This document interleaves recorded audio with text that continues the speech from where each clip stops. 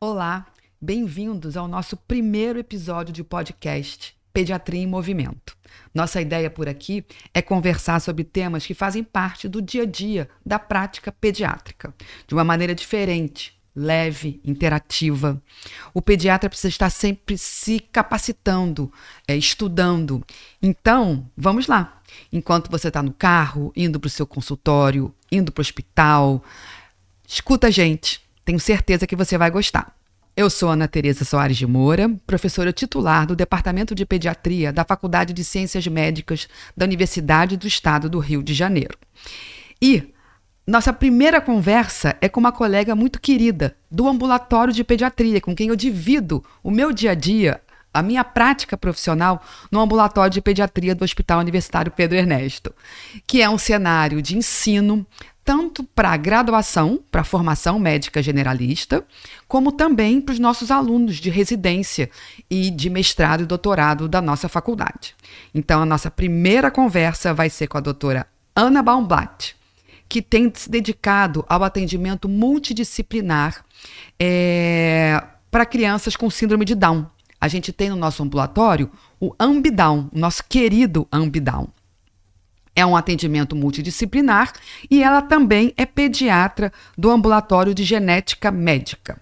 A sua trajetória engloba um título de especialista em pediatria e terapia intensiva pediátrica. A Ana tem ampla experiência no acolhimento de outras condições complexas além da síndrome de Down, doenças raras, crônicas e de baixa incidência na população infantil em geral. Acabou de fazer um mestrado muito interessante, que é um mestrado em saúde e tecnologia para o espaço hospitalar, lá na Unirio. Obrigada, Ana, pela sua participação. E a gente vai começar perguntando qual a importância da abordagem de doenças complexas, doenças raras, para o pediatra geral. O que é uma doença rara? Como é que a gente define isso? Eu gostaria muito de agradecer essa oportunidade de estar aqui com essa querida Ana, né, para a gente conversar sobre doenças raras, que nem tão raras assim são, né? Pela definição aí da Organização Mundial de Saúde, a gente diria que a gente tem uma prevalência de 65 em 100 mil, o que equivale mais ou menos a um caso a cada 1.500, né? Um para 1.500.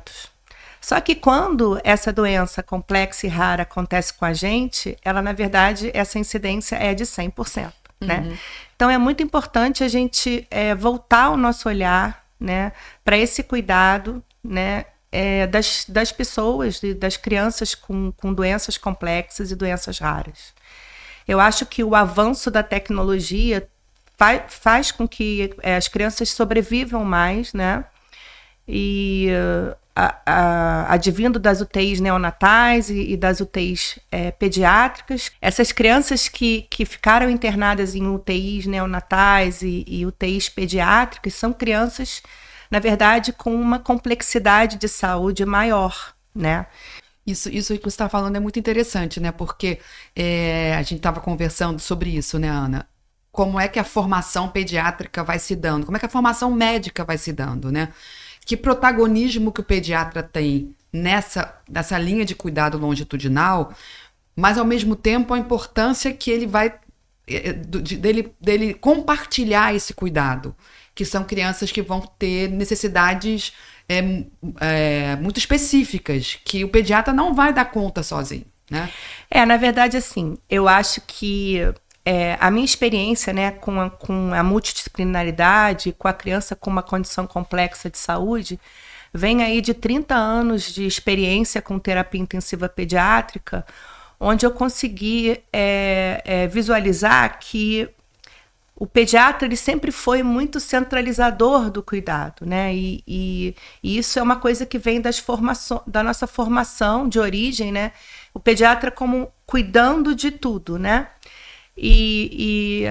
Na minha experiência dentro da UTI pediátrica é que eu comecei a perceber a entrada de outras especialidades, né, como a fisioterapia, a fonoaudiologia, a nutricionista, participando de um cuidado mais ampliado, né, e multidisciplinar. Então, eu acho que essa formação, ela não é dada ao estudante de medicina, né? E com o avanço da tecnologia e com essas questões dessas crianças estarem presentes no nosso dia a dia, é muito importante que o pediatra esteja atento e antenado para poder conseguir lidar com essa situação, porque na verdade o pediatra ele vai coordenar a equipe, né? O pediatra ele recebe essa criança e ele precisa designar as especialidades que vão participar do cuidado daquela criança. A gente vai, na verdade, descentralizar o cuidado para poder permitir um cuidado integral daquela criança. Isso é super importante, porque isso não acontece só na doença rara. A gente tem uma transição epidemiológica que todo mundo conhece. Nossos ambulatórios são recheados de crianças com doenças crônicas. A gente tem a puericultura, mas num ambulatório universitário, por exemplo, como é o nosso hospital e muitos outros serviços de pediatria, de referência pediátrica no estado do Rio de Janeiro, a gente recebe crianças com doenças crônicas. E essas crianças com doenças crônicas vão precisar de atendimento multi-interdisciplinar. Então, isso é um desafio, né? Sim, eu venho vivenciando nesse último ano, né? Eu estou fazendo parte do ambulatório de genética médica do UPE, junto com a professora, a amiga Raquel Boy. E a minha vivência foi muito rica dentro desse ambulatório, porque existe uma complexidade muito grande, né? Além da gente tratar das doenças genéticas e das doenças raras, a gente percebe que o paciente nessa condição, ele se sente um pouco perdido em relação ao cuidado, porque é uma prescrição de uma vitamina, é um cuidado em relação a tratar uma rinite alérgica de um paciente que tem também uma doença genética. Uhum. E aí, assim, eu acho que esse paciente acaba assustando um pouco o pediatra geral, que não teve essa formação, né? Essa experiência é muito rica. Eu entendo que com esse avanço né, das tecnologias e dos exames, acho que a medicina vem realmente se desenvolvendo muito nesse sentido. A gente tem vários projetos dentro do Pedro Ernesto, como o projeto do genoma, das doenças raras, em que a gente começa a estudar, né, a composição do ser humano, né, o pacote genético daquele ser humano. E eu acho que o genoma, ele na verdade, ele vai ser o hemograma de hoje é o genoma de amanhã. Quer dizer, então, na verdade, a gente vai ter um acesso maior, né, à predisposição que aquela pessoa tem a doenças, etc. E esse é um cuidado que o pediatra precisa ir, na verdade, desde né, Ana, vamos lembrar aqui da triagem neonatal, agora ampliada, em que a gente consegue fazer os diagnósticos prematuramente, né? E o pediatra precisa saber conduzir, né, aquelas doenças desde da triagem neonatal e do teste do pezinho, né? Eu acho que você falou uma coisa muito interessante, Ana, que é o seguinte: para que o pediatra tenha menos receio de abordar essas crianças, ele não precisa imaginar que ele está sozinho. Então, acho que essa mensagem que você colocou agora, eu queria reforçar, quer dizer, não é o pediatra que vai dar conta de tudo que com uma criança com uma síndrome rara, complexa, uma doença crônica em geral, vai precisar. Então, essa capacidade, essa habilidade, essa competência o pediatra precisa desenvolver, o pediatra clínico geral, Exato. De compartilhar o cuidado com o especialista, no caso da genética, mas também com outras profissões da saúde. Achei muito interessante essa mensagem, né? Isso pode até dar uma acalmada no pediatra geral quando está diante, né, num hospital geral, numa maternidade, fazendo uma sala de parto, ou numa consulta pré-natal de uma família que vai vivenciar uma criança com uma doença rara e complexa, né? A tecnologia na medicina, ela vem fazendo com que as crianças sobrevivam mais. E o cuidado multidisciplinar, ele aumenta a sobrevida. Então, assim, eu acho que é muito importante a gente ter essa visão de que você precisa entender que aquele cuidado, ele vai precisar de diversas especialidades. E o pediatra, ele acaba coordenando, né, o cuidado. A genética entra aí com um papel muito importante de dar um diagnóstico para a gente, de indicar um caminho de tratamento, mas o acompanhamento tem que ser feito pelo pediatra. Isso. Né, assim, eu acho que o pediatra precisa estar mais ligado às doenças raras, às condições complexas, às doenças crônicas que estão, né, aí no nosso meio. No nosso dia a dia. No nosso dia a dia. E o que a gente quer, né? A gente fala muito que a marca do pediatra é o acompanhamento do desenvolvimento, né? Do crescimento e desenvolvimento. Essa é a marca do pediatra. Por que que a gente fala isso muito? Porque, na verdade, o que a gente quer é desenvolver autonomia para a criança, para que a criança tenha a melhor oportunidade, as melhores oportunidades possíveis para desenvolver, né, toda a sua competência intelectual, emocional, social, né, suas habilidades, desenvolver atitudes positivas, bacanas, que vão colaborar com a vida na vida adulta. E aí, como é que fica isso na criança com doença rara, complexa, genética? Como é que se faz? Como é que o pediatra pode colaborar para essa inclusão social e esse protagonismo dessa criança que vai desenvolver uma autonomia, que é uma autonomia, digamos, parcial? Na verdade, o que a gente conhece, o que a gente vem estudando, é que o desenvolvimento, né, neurológico da criança e das habilidades cognitivas, ele acontece até os 6 anos de idade. Então, ele vem do período intraútero, né, e vai até os 6 anos de idade. E aí a gente diz que a gente tem uma janela de oportunidade de investimento naquela criança. E quando você consegue, com um olhar mais atento, fazer esse diagnóstico, independente se a criança tem uma condição complexa de saúde ou não, né, é importante que você... É consenso que a intervenção precoce, ela é assim, determinante de que aquela criança vai ter um prognóstico melhor. Então, assim, dentro de um cuidado, eu acho que a gente amplia aí o cuidado, só da gente fazer uma anamnese, a gente amplia para avaliação do estado nutricional e de uma orientação nutricional, e aí a nutricionista cola com o pediatra. Você existem várias escalas de avaliação de desenvolvimento que a gente utiliza, né? Lá no nosso ambulatório a gente utiliza muito o Denver, né? Mas existem outras escalas, e existem muitas pessoas estudando isso, porque realmente fazer o diagnóstico precoce faz a diferença. Então, se existe uma questão relacionada à fala ou à linguagem, a gente vai ter a fonoaudióloga ali participando. Se existe uma questão em relação à parte motora, né, a gente vai ter o fisioterapeuta ajudando a gente nessa questão de desenvolvimento motor. Então, é uma frente de cuidados, né? É uma frente de cuidados que o pediatra coordena, na verdade, na medida em que ele vai fazendo os diagnósticos e entendendo a necessidade de cada um. A gente tinha muito um jargão daquela coisa de cada criança tem seu tempo, né? E aí agora a gente tem um outro olhar em relação a isso. Essa maneira do pediatra de agir, de centralizar o cuidado e de achar que ele pode dar conta do cuidado integral, isso acho que cai um pouco por terra, porque a gente precisa dessa coisa, desse olhar mais ampliado, entendeu? De estar próximo às famílias.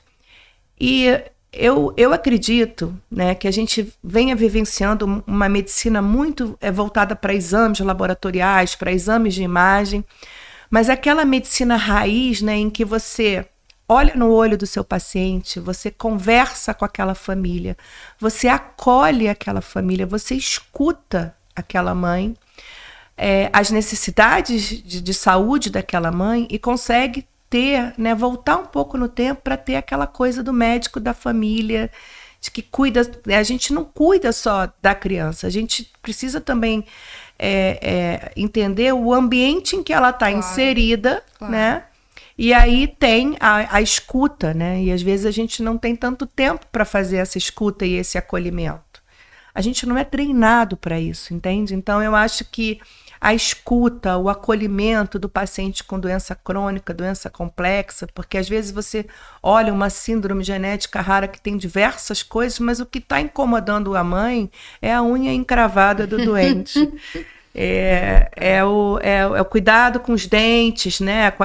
Então, assim, a higiene e... A vestimenta, né? Exatamente, assim. Então, é uma experiência até que vivenciei muito na terapia intensiva, que a criança quase morrendo de choque séptico e a mãe preocupada com uma espinha que... Então, assim, eu acho que a gente precisa dar o acolhimento e a escuta para as famílias, entender que existem outras especialidades trabalhando em paralelo, estudando muito e com muito para oferecer nesse sentido da multidisciplinaridade do cuidado integral. Eu acho que você está falando uma coisa muito interessante para a formação, né, do pediatra, do médico em geral, que é essa coisa muito prescritiva, né? A gente é treinado muito para isso. A gente recebe informações, faz um diagnóstico e prescreve. Exato. E hoje em dia a gente tem muito mais um protagonismo do paciente, da sua família, compreendendo o contexto. Não tem aquela ideia do guideline muito suave, digamos assim, né? Sim.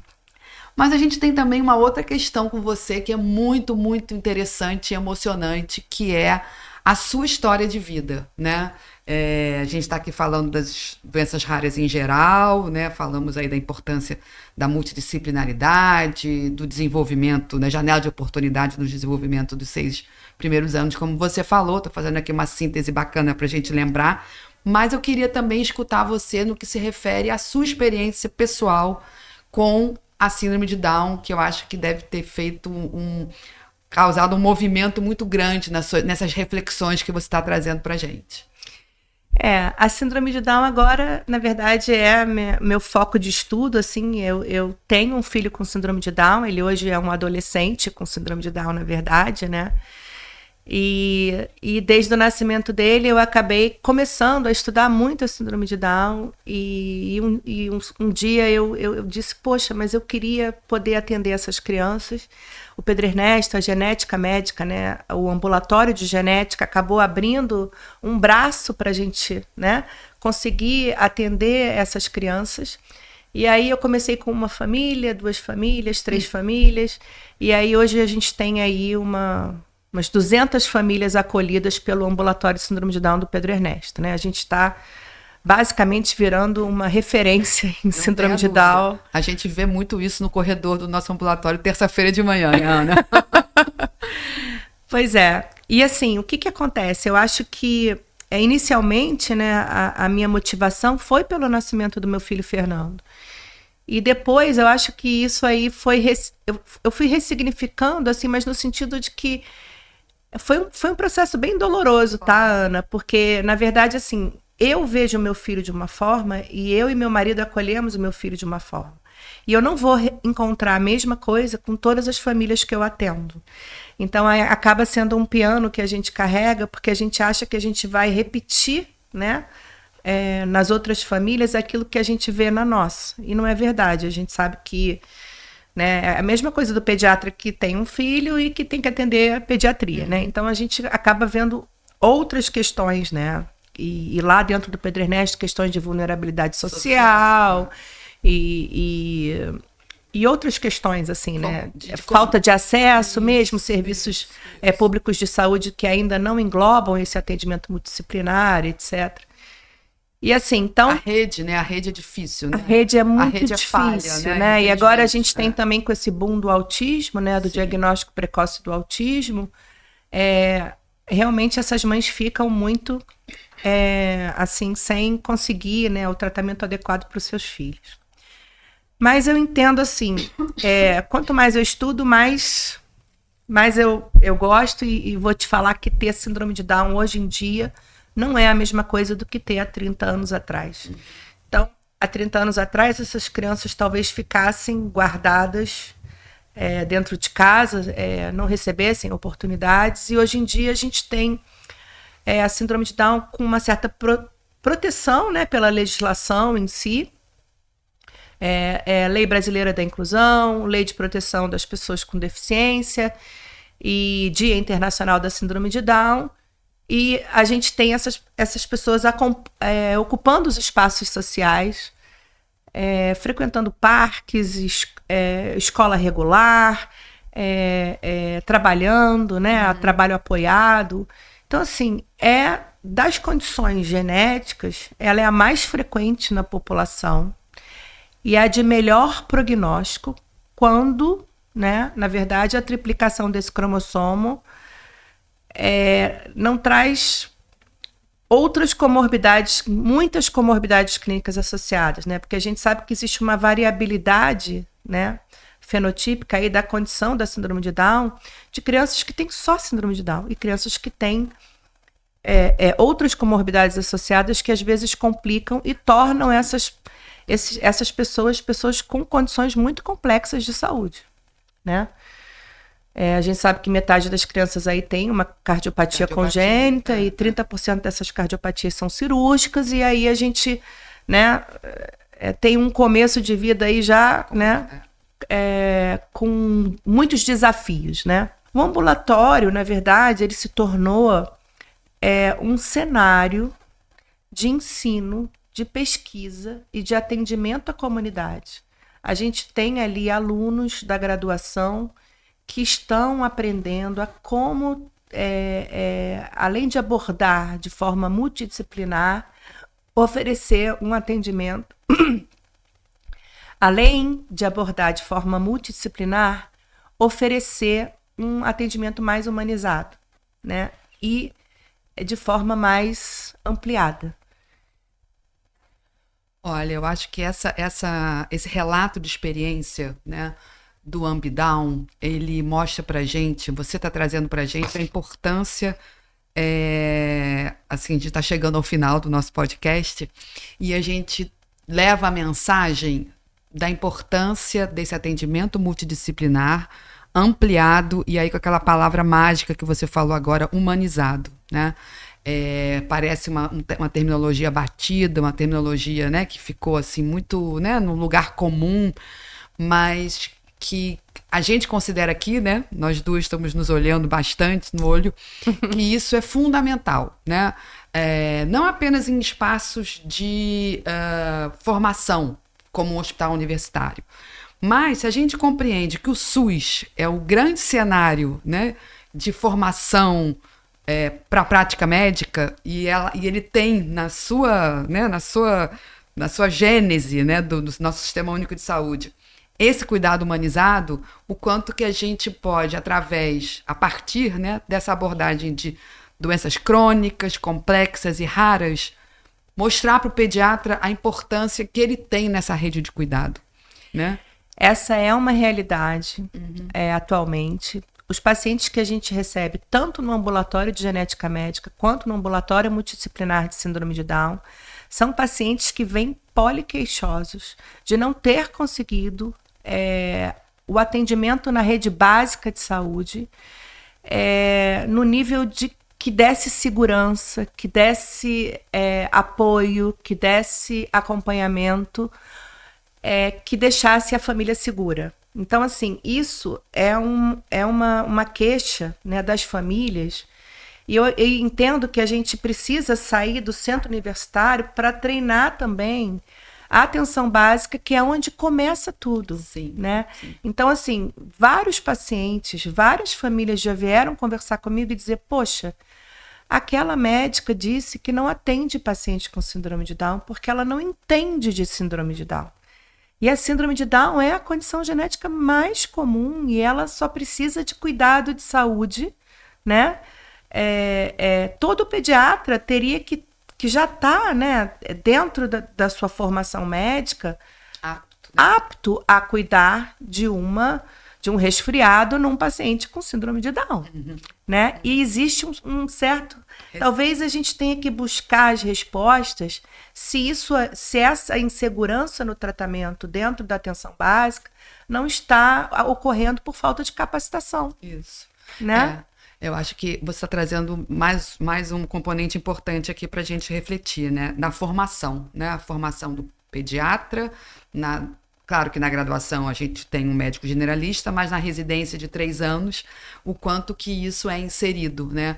Essa ideia de que a gente precisa fazer tudo dificulta muito a nossa prática. A gente não precisa fazer tudo. Pessoal, Exato. a gente não precisa fazer tudo. A gente pode compartilhar o cuidado, a gente pode compartilhar o conhecimento, a gente pode dar um protagonismo para a família. A família nos ensina muito também. E aí a gente vai criando de forma bastante individualizada, contextualizada, a linha de cuidado para cada criança que tem a sua doença rara, que tem a sua síndrome genética. Em relação a esse ponto que você colocou, eu queria ressaltar aqui a importância da família como centro de intervenção do tratamento. Então, assim, a gente sabe que a mãe, ela conhece, né? Ninguém conhece melhor seu filho do que a mãe. E a mãe, diante de um diagnóstico de uma criança com deficiência ou de uma condição complexa de saúde, ela vai precisar aprender a cuidar daquela criança.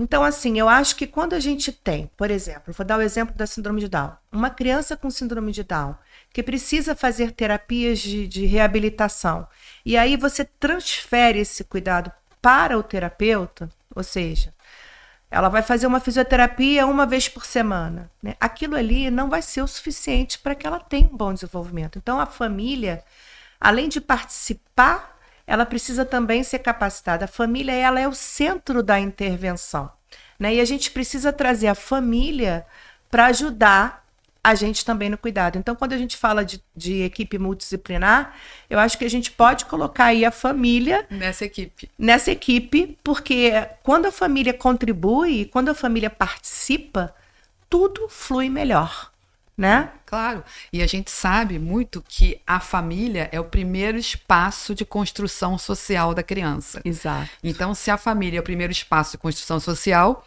ela está envolvida nesse cuidado. Exato. Que ambiência, né, a criança está sendo exposta por conta, às vezes, de uma desinformação da família.